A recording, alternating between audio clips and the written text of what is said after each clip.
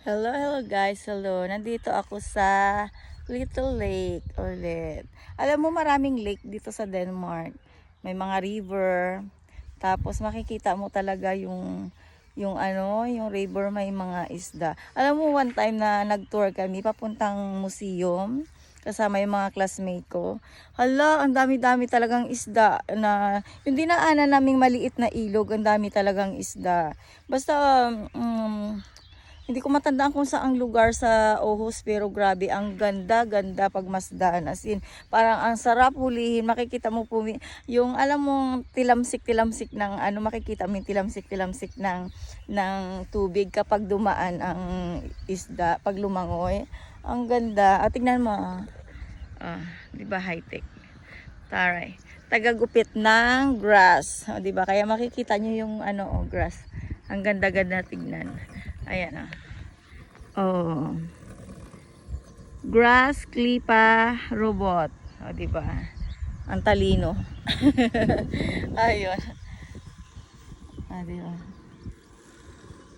Gusto ko magkaroon ng ganyan sa namin, sa garden dati. Pero alam ko mabibili ko rin yan. Ini-install yan guys para alam mo yung kung saan siya lang dapat. Para hindi mahulog dyan sa lake. Mayroon niyang parang mayroon siyang, basta may nakabaon sa ilalim ng grass para malaman ng, yan tagagupit na hanggang saan lang siya pwedeng maggupit. Hindi siya pwedeng lumampas dito kasi malalaglag siya sa ilog. Yun, ang aking friend na si Toyen. Toyen, yes. Ayun. At kami ay aalis. Mamaya makikita ko ang aking anak. Ako. Magluluto ako ng pagkain para alam mo kahit 1 hours lang kami magkita at least na natikman niya yung luto ng kanyang nanay. Haba, di ba? Ayun nga, mayroon akong isang anak na 13 years old. Haba, syempre artistahin. Half Danish, half Pilipina. Ayun, kahit naman siguro Pilipina ang anak ko, basta't maalaga ka sa anak mo, dinaig mo pa ang may anak na foreigner. Wala yun sa foreigner. Ang importante ay ang anak mo ay mabait. Ayun. Ay, hindi naman ako nagkulang sa anak ko. Alam ko na bilang nanay, lahat ginawa ko para sa anak ko. Pero may time lang talaga na this time kung naghiwalay man kami, alam ni Jesus Christ na hindi namin pareho gusto.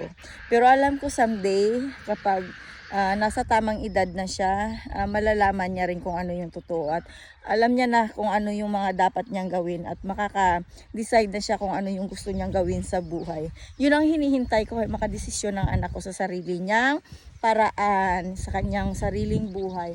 Ang ganda no, ang ganda. Alam niyo kung bakit gusto ko din makakita ng ganito? Dagat, ilog, or mga ganito lake. Kasi alam mo, ang sarap sa pakiramdam, yung parang nare-refresh ang utak mo, yung lahat parang wow, ang saya, parang basta masarap maglakbay sa nature, hindi lang puro city lagi. Try nyo guys, ang sarap sa pakiramdam. Tapos alam nyo yung parang exercise na rin, kakalakad-lakad kasi mahaba-haba din ang nilakad mo. Ang sarap sa katawan. Ayun lang guys, ingat kayo lagi. Basta God bless you all. Bye-bye.